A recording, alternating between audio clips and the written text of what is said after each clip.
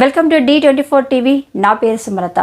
మత్స్యకారుల ఉపాధిని మెరుగుపరచటానికి మరియు వారి ఆదాయాన్ని పెంచటానికి ప్రధానమంత్రి మత్స్య సంపద యోజన పథకంలో భాగంగా రాష్ట్ర ప్రభుత్వం సబ్సిడీపై 2-వీలర్ మరియు 3-వీలర్ వాహనాలను రాష్ట్ర మత్స్యశాఖ ఆధ్వర్యంలో ఇవ్వడం జరుగుతుందని ఎమ్మెల్యే వరుపుల సత్యప్రభ రాజా అన్నారు.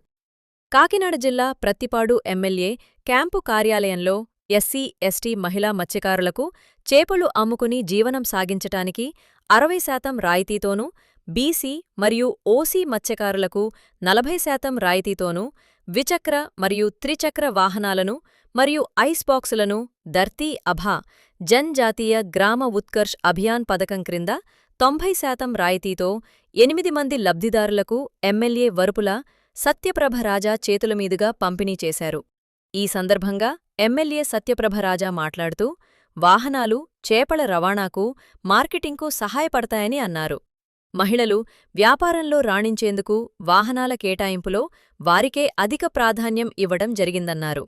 జిల్లా మత్స్యశాఖ అధికారి వి. కృష్ణారావు సూచనల మేరకు మత్స్యశాఖ సహాయ సంచాలకులు లావణ్య, ఏలేశ్వరం మత్స్యశాఖ ఇన్స్పెక్టర్ ఏలేశ్వరం బి. రాజేందర్రావు ఆధ్వర్యంలో ఈ వాహనాల పంపిణీ కార్యక్రమం జరిగింది.